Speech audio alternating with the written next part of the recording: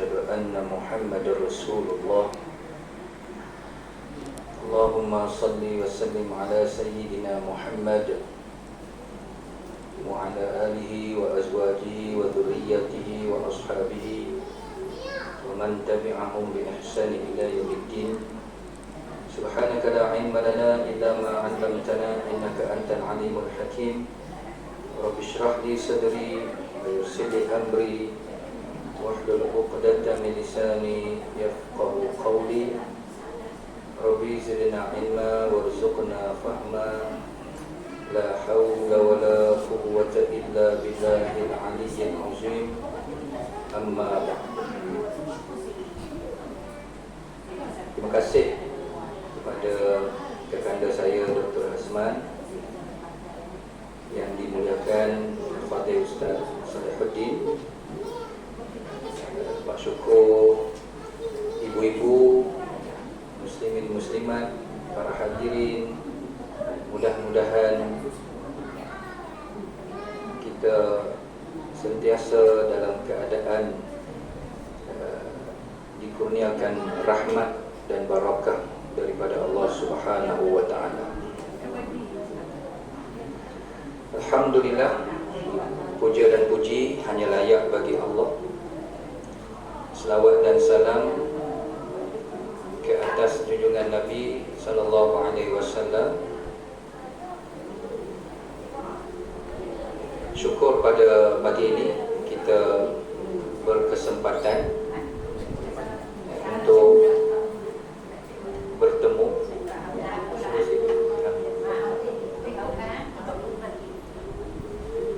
Alhamdulillah, syukur pada pagi ini dapat kita bersama-sama.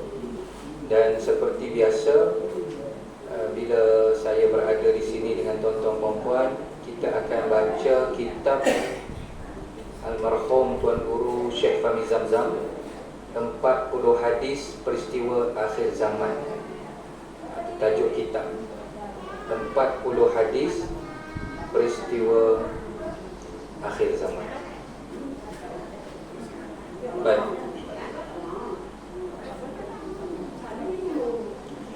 Sebelum kita baca sambungan hadis kedua, saya teringat satu kisah bagaimana sahabat Nabi yang bernama Abu Hurairah. Abu Hurairah ni dia pernah pergi dekat sekitar pasar ataupun tempat orang ramai berhimpun. Dia pergi situ, lepas tu dia buat announcement, dia buat satu pengumuman. Dia kata apa? Siapa yang inginkan harta sangat berharga, pergi dekat masjid sekarang, mereka tengah buat agihan. Siapa nak harta yang sangat bernilai, pergi dekat masjid, kata Abu Hurairah. Dekat sana nanti boleh ambil harta pusaka peninggalan Rasulullah sallallahu alaihi wasallam. Jadi orang ramai dekat pasar bila dengar macam tu, semua serbu pergi ke masjid. Ramai-ramai pergi masjid sebab nak tengok apakah harta yang dimaksudkan. Kemudian kalau ada rezeki mungkin dia orang pun dapat, nak diagih-agihkan. Bila pergi, dia orang tengok masjid, tak ada pun aktiviti atau program mengagihkan sesuatu yang berharga atau bernilai. Ini tak ada pun. Dia orang pun patah balik ke pasar, tanya Abu Hurairah, kamu ni buat main-main ke? Saja nak perkena kami ke? Kat masjid tak ada apa-apa pun agihan. Lalu Abu Hurairah tanya balik, masa pergi masjid tadi nampak apa? Ada kuliah, ada ustaz mengajar dalam masjid, ada yang aktiviti-aktiviti biasalah, beriktikaf, ada orang baca Quran. Tapi masa tu tengah kuliah, ada majlis ilmu. Maka Abu Hurairah kata, itulah harta peninggalan Nabi yang paling berharga, iaitu ilmu. Nabi tak tinggalkan wang dinar, wang dirham, tetapi Nabi meninggalkan ilmu. Sedang diagih-agihkan oleh para pendakwah, para ustaz. Ambillah. Ya. Jadi agak menarik cara pendekatan Abu Hurairah, ya. Biasa kita faham agihan ni duit ringgit, ya, bantuan-bantuan, tak apalah, tak ada masalah. Tetapi sebenarnya ada lagi harta yang sangat berharga yang hari-hari diagihkan, diberikan kepada masyarakat, iaitu ilmu peninggalan daripada Rasulullah sallallahu alaihi wasallam. Baik, itu sedikit mukadimah, ya. Supaya kita juga tak terlepas daripada berebut mendapatkan agihan-agihan harta yang bernilai, ya, peninggalan Nabi. Baik, tuan-tuan, puan-puan, ayah, ibu yang dikasihi, kita akan baca hadis yang kedua. Hadis kedua berbunyi, an Ummul Mukminin Zainab binti Jahshin radhiyallahu anha. Kenapa radhiyallahu anha? Kerana perempuan Zainab, kan. Biasa dengan radhiyallahu anhu. Hu tu lelaki, anhu, anha. Jadi kalau anha, perempuan. Qalat inna nabiyya sallallahu alaihi wasallam dakhala 'alaiha fazi'an yaqulu la ilaha illallah wailul lil arab min syarrin qad iqtaraba futihal yawma min radmi ya'juj wa ma'juj mithla hadhihi wa halaqa bi usbu'aihi al-ibham wallati taliha faqultu ya Rasulullah anahliku wa fina as-salihun qala na'am idza kathural khabthu. Okey, daripada Ummul Mukminin. Ummu ni ibu, Ummi, kan, Ummi, Ummul Mukminin, ibu bagi sekalian orang mukmin. Maknanya isteri Nabi. Semua isteri Nabi gelarannya Ummul Mukminin, ibu. Sebab tu isteri Nabi ni tak ada siapa-siapa boleh kahwin.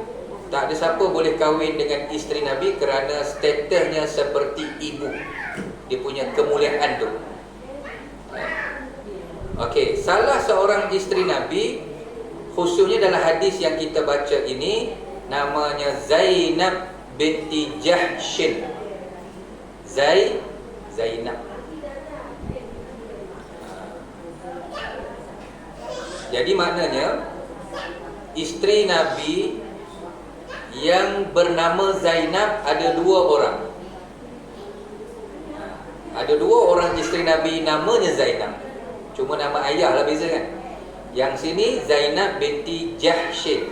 Ada seorang lagi Zainab binti Khuzaimah. Okey. Dan untuk makluman, sajalah kita selit-selit sikit. Zainab ni yang kita bincang ni sepupu Nabi. Jadi kahwin sepupu, Zainab binti Jahshin. Cuma ada sedikit kontroversi, ya, ketika Nabi kahwin dengan Zainab ni berlaku kontroversi. Nabi teruk dikecam. Kalau bahasa hari ini, dikecam oleh netizen, ya. Nabi kena kutuk, kena tohmah. Kenapa? Bukan sebab kahwin sepupu, yang tu tak ada masalah. Tetapi ada isu di sebaliknya, iaitu Zainab ni janda lah. Semua isteri Nabi janda, kita tahu seorang dia anak dara, iaitu Aisyah. Yang lain semua janda. Maknanya mereka pernah berkahwin. Jadi Zainab binti Jahsy sebelum berkahwin dengan Nabi, suaminya adalah Zaid bin Harisah. Itu yang menyebabkan jadi kontroversi. Siapa Zaid bin Harisah? Anak angkat kesayangan Nabi. Nabi ada anak angkat namanya Zaid bin Harisah. Jadi Zaid ini dikawinkan dengan Zainab binti Jahsy.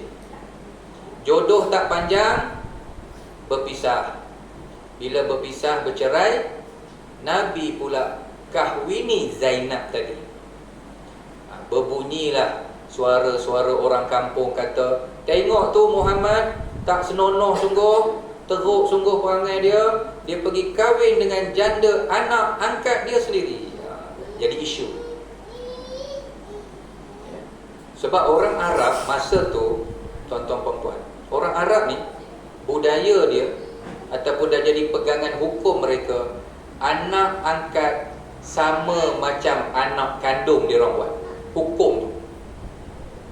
Sedangkan dalam Islam tak macam tu. Anak angkat tetap anak angkat, anak kandung anak kandung. Itu budaya Arab yang nak dibetulkan oleh Islam. Hatta Nabi sendiri sebelum turun ayat 5 dalam surah Al-Ahzab, Nabi sendiri meletakkan Zaid bin Muhammad. Anak angkat tadi nama Zaid, jadi dipanggillah Zaid bin Muhammad. Zaid bin Muhammad, macam anak kandung dibuat orang Arab. Budaya dia orang, amalan dia orang. Maka Allah tegur Nabi, ud'uhum li'abaihim, wahai Muhammad, panggillah mereka dengan nama ayah kandung. Kamu bukan ayah kandung, kamu ayah angkat sahaja. Tak boleh, haram hukumnya, berdosa besar. Maka Nabi pun cepat-cepat isytiharkan, okey, selepas daripada ini jangan lagi panggil Zaid bin Muhammad, tak boleh dah, dilarang, panggil Zaid bin Harisah. Jadi kekalkan nama ayah kandung. Jadi kalau orang Arab, maksudnya apa tuan-tuan puan-puan? Anak angkat dibuat macam anak kandung. Jadi kalau ayah angkat meninggal, dapat harta pusaka lah. Dalam Islam tak boleh, tak ada kena-mengena. Jadi itulah sebab kenapa Nabi berkahwin dengan Zainab, nak menunjukkan hukum boleh kahwin dengan isteri anak angkat yang telah diceraikan. Hukum boleh. Nak kahwin tak kahwin itu cerita lain lah, tapi hukum boleh. Dia bukan anak kandung kita. Kalau anak kandung itu memang tak boleh. Ya, menantu. Itu sedikitlah kita selit Zainab binti Jahsy. Okey, sambung. Kata Zainab, pada suatu hari Rasulullah masuk ke dalam rumah dalam keadaan cemas sambil bersabda, La ilaha illallah, La ilaha illallah. Jadi Zainab kata Nabi ni masuk rumah hari itu terus sebut La ilaha illallah, tidak ada Tuhan melainkan Allah. Ya, ini kalimah yang paling agung, paling penting dalam hidup, ya, yang menentukan segala-galanya. La ilaha illallah. Lepas tu apa Nabi kata? Wailun lil Arab, wailun lil Arab. Kalimah wailun ni kita selalu jumpa dalam Quran. Bahkan ayat-ayat lazim juzuk 30, ada surah-surah yang bermula dengan wail kan. Wailul likulli humazatil lumazah, wailun. Apa lagi? Wailul lil mutaffifin, fawailul lil musallin. Tu wailun dah sama dah ni. Ada beberapa makna ya. Wailun ni ada yang meletakkan makna kasar sikit lah, celaka, binasa. Ada yang menterjemahkan wailun musnah, kemusnahan. Dan tak kurang popular juga, wailun dikatakan nama lembah dalam neraka. Neraka ni di dalamnya ada lembah. Lembah tu namanya Wailun. Wailun. Okey. Baik, dalam kitab almarhum tuan guru kita Syekh Fahmi Zamzam, dia terjemah cilaka, iaitu dalam kurungan binasa, yakni binasa. Wailun. Siapa yang Nabi marah sangat ni? Lil Arab, bangsa Arab. Cilakalah bangsa Arab. Cilakalah ataupun binasalah bangsa Arab. Ya. Sedangkan Nabi pun bangsa Arab juga. Ya. Min syarrin qad iqtaraba, disebabkan telah hampirnya kejahatan ataupun malapetaka yang akan menimpa mereka. Iqtaraba, sudah semakin hampir. Qad, sungguh. Okey. Selain daripada Arab, macam kita lah, rumpun Melayu, Inggeris, apa sajalah bangsa selain Arab, dalam istilah dipanggil Ajam. Ain, Jim, Mim, 3 huruf. Ajam. Jadi kalau sebut Ajam tu kita tahulah orang bukan Arab. Orang Arab sendiri menggunakan istilah itu untuk merujuk, kalau bukan Arab, Ajam. Tak kira lah Melayu ke, orang putih ke, ya, India ke, apa saja bangsa selain Arab, namanya Ajam. Ain, Jim, Mim. Jadi yang Nabi tuju ni kepada Arab. Binasalah bangsa Arab kerana malapetaka sudah begitu hampir. Apa malapetaka tu? Malapetaka apa yang semakin hampir? Pada hari ini, kata Nabi, ni masa Nabi masih hidup ni, pada hari ini telah terbuka dari tembok Ya'juj wa Ma'juj. Pada hari ini telah terbuka tembok Ya'juj wa Ma'juj misla hazihi, seperti ini. Seperti ini, seperti apa? Wa halaqa bi usbu'aihil ibham wallati taliha, baginda mengisyaratkan seperti bulatan, yakni menemukan ibu jari dengan hujung jari yang sebelahnya, yakni jari telunjuk. Macam ni Nabi buat. Ibu jari dengan jari telunjuk. Nabi buat. Telah terbuka dinding Ya'juj Ma'juj sebesar ini. Bulat. Itu maksud bi usbu'aihil ibham wallati taliha. Telah terbuka dinding atau tembok Ya'juj Ma'juj, dan baginda menemukan hujung ibu jari dan hujung jari yang sebelahnya, iaitu jari telunjuk. Sebelah ibu jari, jari telunjuk lah, sebelah menyebelah. Jarang kita buat bulat macam ni kan, dengan jari telunjuk lah. Lalu Zainab, isteri Nabi ni pun tanya, dia pun cemas juga. Faqultu ya Rasulullah, ya Rasulullah, anuhliku wa fina salihun, anuhliku wa fina salihun, adakah kami akan binasa? Adakah kami akan terkena malapetaka yang engkau maksudkan, sedangkan di kalangan kami masih ada orang soleh? Wa fina salihun, sedangkan dalam kampung, dalam taman, dalam satu negeri, qaryah, masih ada orang baik, pun kena juga ke malapetaka? Apa jawapan Nabi? Qala na'am. Qala na'am. Nabi kata, ya, idza kathural khabath, ketika mana kejahatan sudah kathura, terlalu banyak. Boleh kena malapetaka, terdedah lah, kita kata terdedah kepada azab siksa apabila kejahatan bermaharajalela. Kejahatan begitu banyak, memonopoli kebaikan. Okey, baik. Begitu bunyi terjemahan hadis. Yang kedua, riwayat daripada Imam Bukhari dan Imam Muslim. Maknanya hadis ini sangat kuat, ya, diriwayatkan oleh jago-jago hadis yang kita sedia maklum, ya, Imam Bukhari dan Imam Muslim dipanggil syaikhan atau disebut juga muttafaqun alaih. Baik.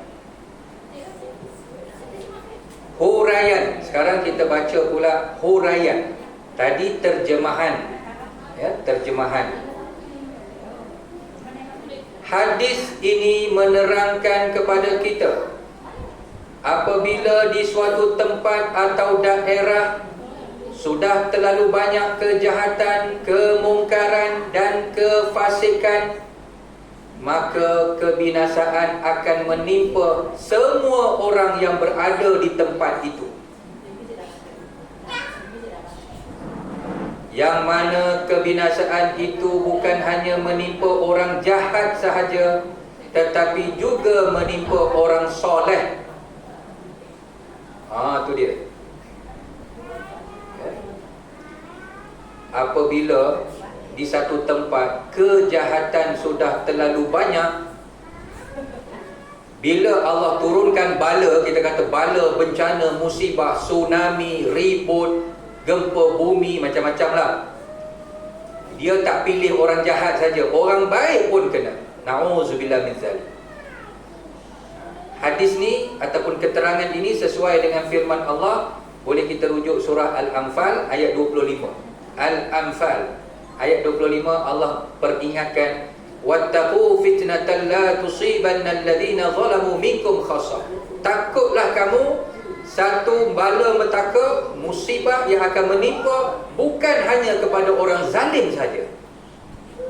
Itu telah disebut dalam surah Al-Anfal, ya. Orang baik, ahli ibadah, ya, pun akan terkena sama apabila musibah, bala, bencana turun. Itu yang kita risau. Baik. Oleh itu, dia kata, oleh itu segala jenis kemungkaran dan kefasikan hendaklah segera dibasmi. Begitu juga segala kemaksiatan hendaklah segera disekat. Jadi pengajarannya apa, tuan-tuan, puan-puan, ayah, ibu? Benda mungkar, benda maksiat, benda fasik ni kita kena cegah, kena sekat, kena halang. Jangan bagi dia terus berlaku, makin banyak, makin banyak, makin banyak. Jangan, bahaya. Sebab apa? Kalau Allah turunkan musibah, dengan kita pun kena. Takut begitu. Okey, baik. Macam mana nak cegah benda mungkar maksiat ni, tuan-tuan? Salah satunya ialah dengan apa yang kita buat pada pagi ini, insya-Allah, majlis ilmu. Hidupkan majlis ilmu, kuliah, masjid, surau, pondok, madrasah, tahfiz, supaya dengan ilmu ni tadi, bila kita dapat, kita jadikan panduan. Yang baik kita buat, yang tak baik jangan buat. Sebab ilmu dah memandu kita. Dengan ilmu, insya-Allah, mudah-mudahan timbulkan kesedaran, keinsafan. Dengan ilmu orang berubah, bertaubat. Dulu mungkin dia buat maksiat, tapi dengan peringatan-peringatan ilmu, ayat Quran, hadis, cerita pasal mati, cerita pasal akhirat, cerita pasal macam mana kita duduk sorang-sorang dalam kubur, semua tu menginsafkan. Akhirnya tak jadi nak buat maksiat. Alhamdulillah. Sebab tu majlis ilmu ni perlu dimeriahkan.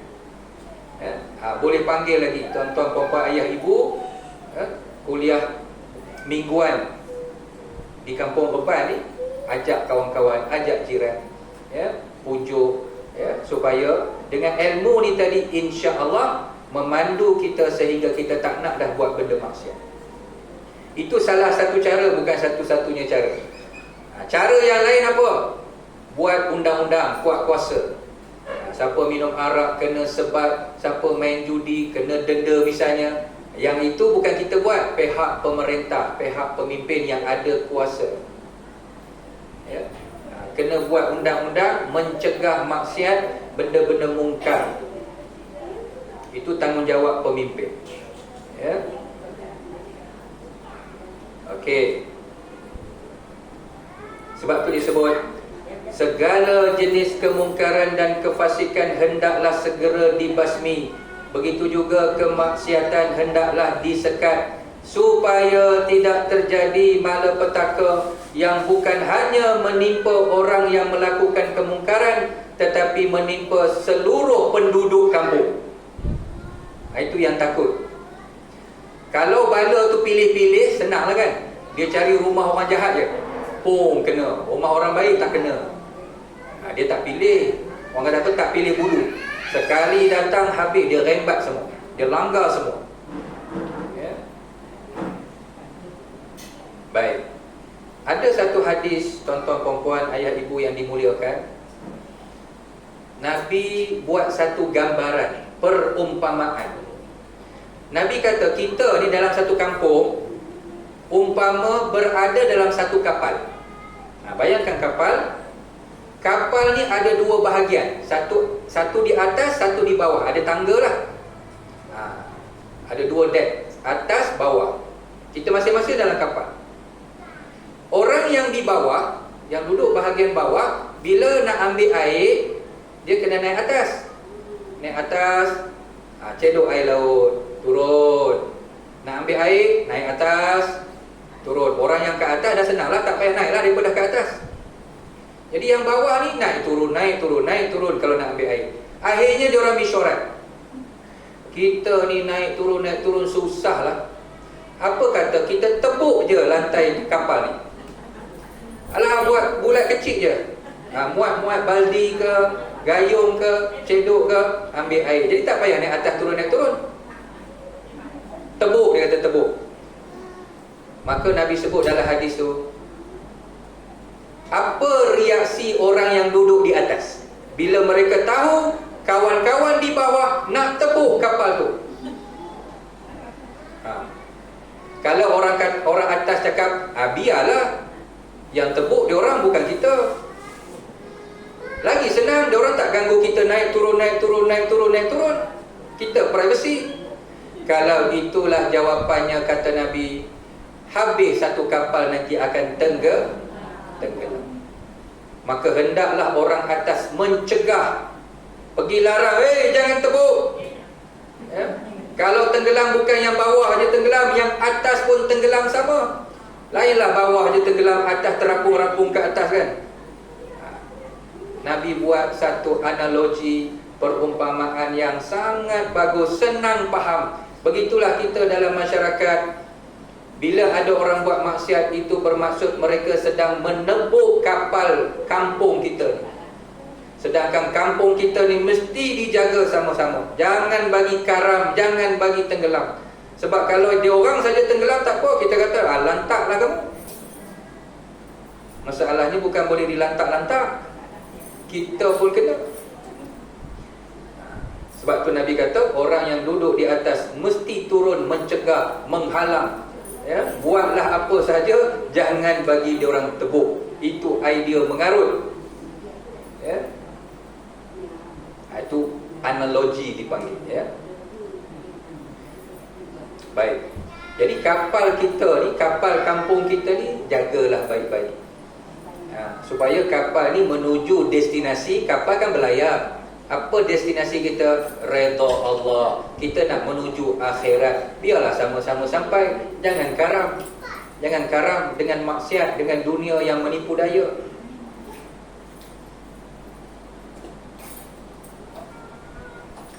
Okey. Dalam hadis ini juga disebut secara khusus tentang bangsa Arab. Tetapi yang dimaksudkan juga adalah seluruh bangsa.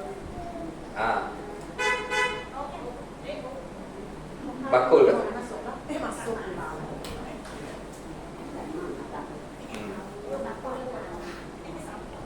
Okey, sikit lagi. Dalam hadis ni kita baca tadi, Nabi sebut wailul lil Arab. Adakah orang Arab sahaja? Jawapannya tidak. Walaupun Nabi sebut bangsa Arab, dikira juga apa bangsa sekalipun. Habis kenapa Nabi sebut Arab? Sebab berbetulan Nabi orang Arab dan dakwah Islam bermula di tanah Arab. Jadi jangan kita rasa selesa ataupun hadis ni tak ada kena-mengena dengan kita. Ini orang Arab je. Kita bukan Arab. Kan? Kita sekadar makan nasi Arab tu biasalah kan. Bukan macam tu. Dia bukan begitu maksudnya. Walaupun Nabi sebut Arab, tak kira apa bangsa pun kena beringat-ringat, orang kata. Tadi kita sebut apa? Selain Arab, Ajam. Kita pula orang Melayu, rumpun Melayu yang besar, lagi banyaklah pecahan-pecahan kan. Lagi banyak. Di Sarawak lagi lah macam-macam etnik. Tak kira lah apa bangsa, apa suku sekalipun. Dalam surah At-Taubah ayat 97, surah At-Taubah ayat 97, Allah sebut Al-A'rabu asyaddu kufran wa nifaqan. Ayat ni saya masih ingat guru saya, guru bahasa Arab masa belajar di Kedah dulu, arwah Ustaz Asy'ari. Ustaz Asy'ari ni dia keluaran Mesir lah. Dia pernah bergaduh dengan orang Arab. Bukanlah bergaduh macam mana. Orang Arab ni dia macam berbangga, kami bangsa Arab, Nabi kita, Nabi akhir zaman datang daripada orang Arab. Kamu apa ada bangsa Melayu? Jadi Ustaz Asy'ari ni panas hati dengar, geram. Sebab dia bercakap tu dalam nada belagak, bukan bersyukur. Kita syukurlah Allah lantik Nabi akhir zaman bangsa Arab. Ini dia cakap mendabik dada, tengok kami orang Arab, Nabi akhir zaman daripada orang Arab, kami bangsa yang hebat. Arwah Ustaz Asy'ari dia baca ayat surah At-Taubah, terdiam Arab tu. Al-A'rabu asyaddu kufran wa nifaqan. Apa maksud dia? Orang Arab ini kalau dia kufur, kufurnya sangat dahsyat. Kalau dia nifak, nifaknya lebih teruk pada orang lain.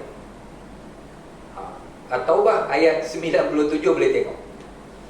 Al-A'rabu asyaddu, isim tafdhil.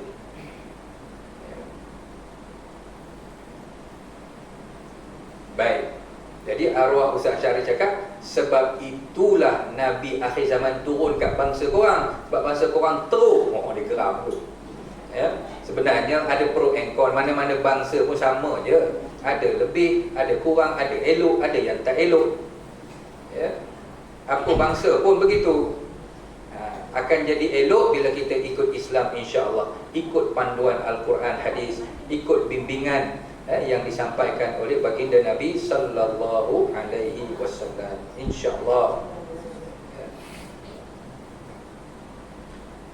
Okey. Begitu juga kalau kita baca Quran, ya Bani Israel kan, banyak tu, ya Bani Israel. Adakah ditujukan kepada Bani Israel saja? Tidak. Secara umumnya terpakai kepada semua orang sampai hari kiamat. Walaupun secara khusus dia punya asbabun nuzul memanglah cerita kepada Bani Israel, tapi al-ibratu, pengajarannya bi umumil lafzi. Diambil kira dari sudut umum. Kalau tidak baca Bani Israel, kita rasa tak ada kena mengena lah. Ini bukan kita, ini Yahudi je. Maksudnya jangan kamu buat perangai macam perangai Yahudi ni, jangan. Okey.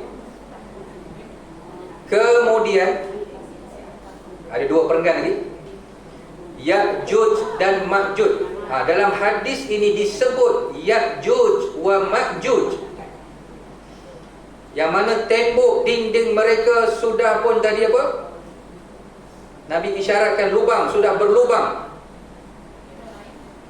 Yang mana mereka ini adalah dua bangsa, Ya'juj Ma'juj Dua bangsa dari keturunan Nabi Adam alaihissalam.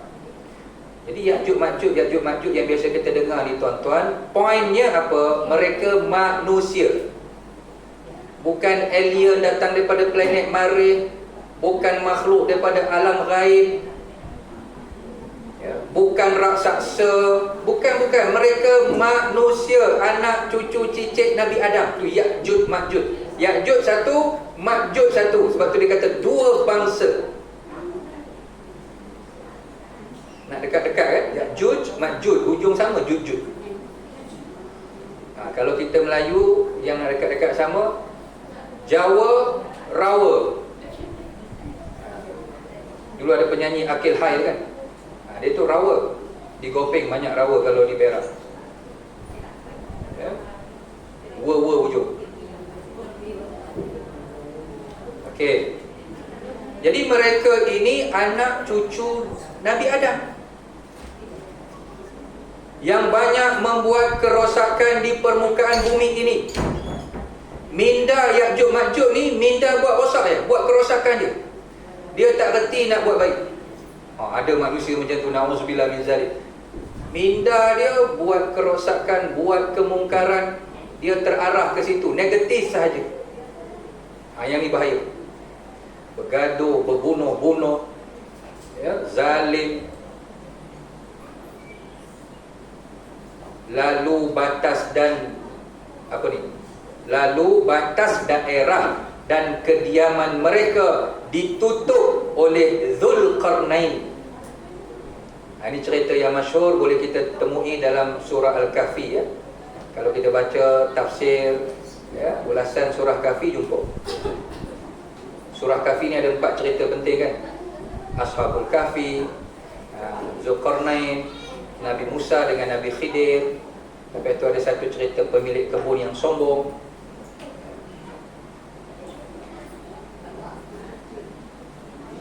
Jadi tuan-tuan puan-puan, ayah ibu, Ya'juj Ma'juj, maklumat yang kita dapat, mereka dikurung pada zaman Zulkarnain.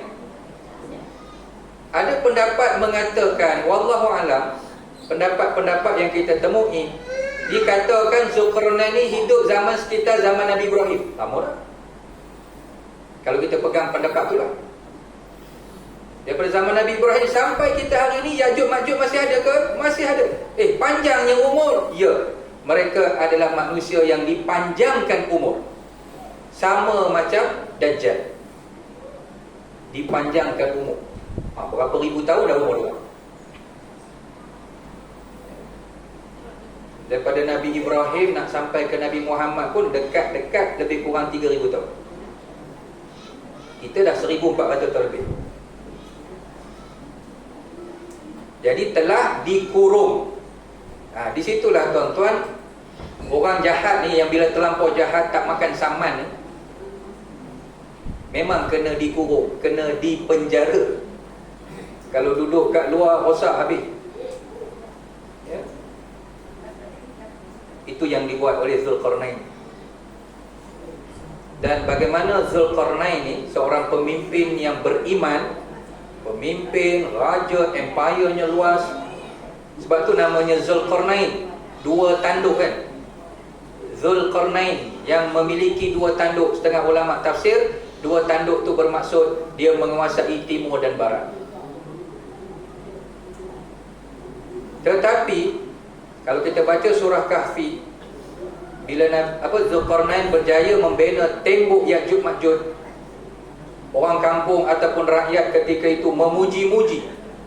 Baguslah kamu Zulkarnain, kamu pemimpin hebat, kamu brilian, kamu puji.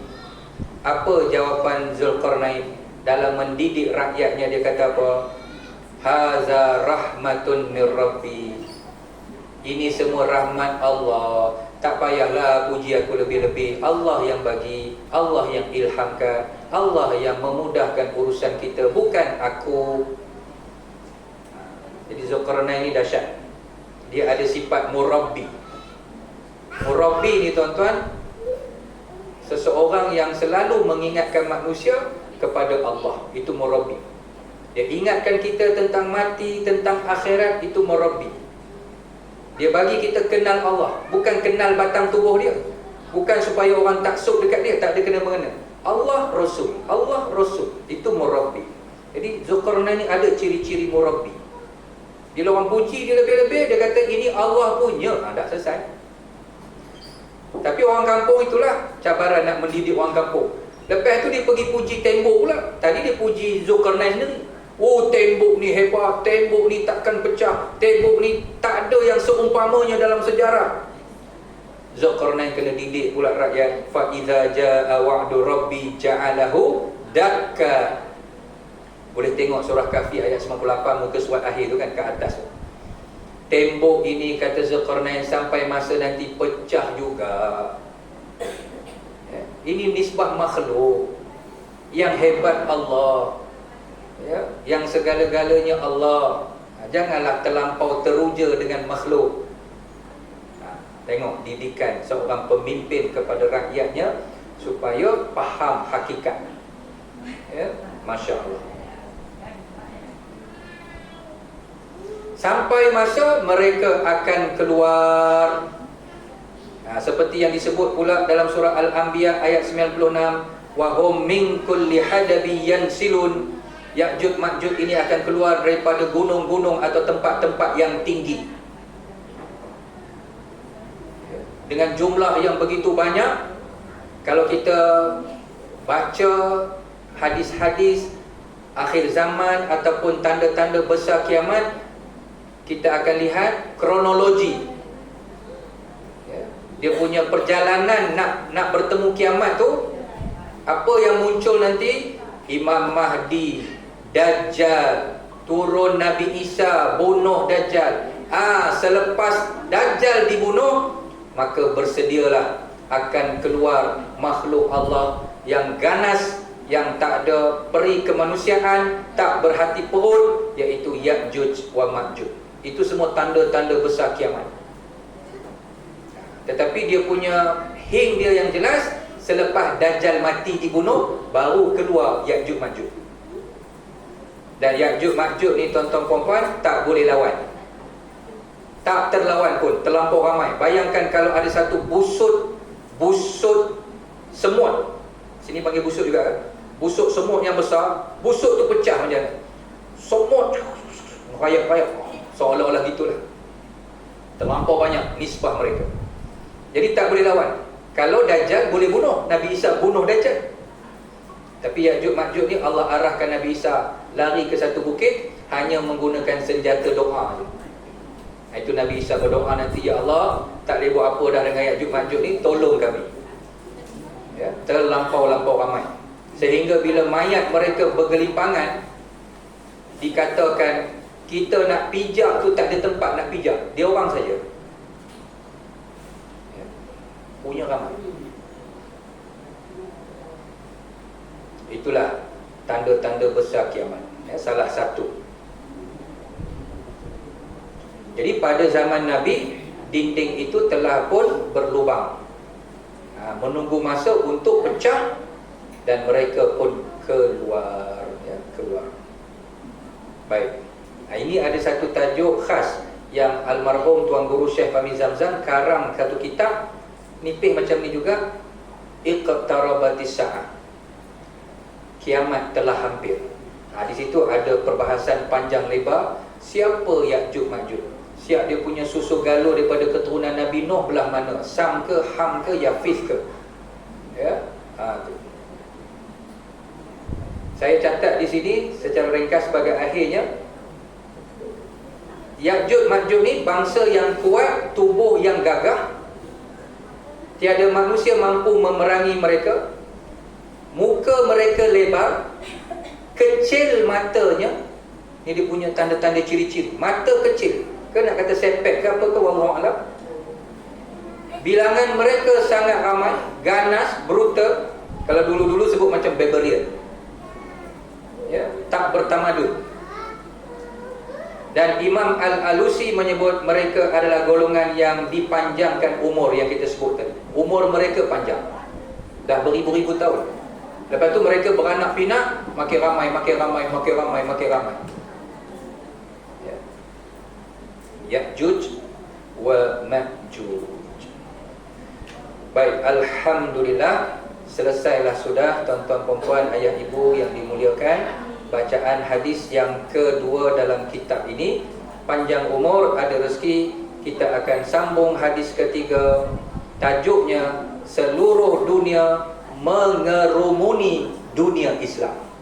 Hadis ni pun menarik untuk kita bincang pada kuliah yang akan datang, insya-Allah.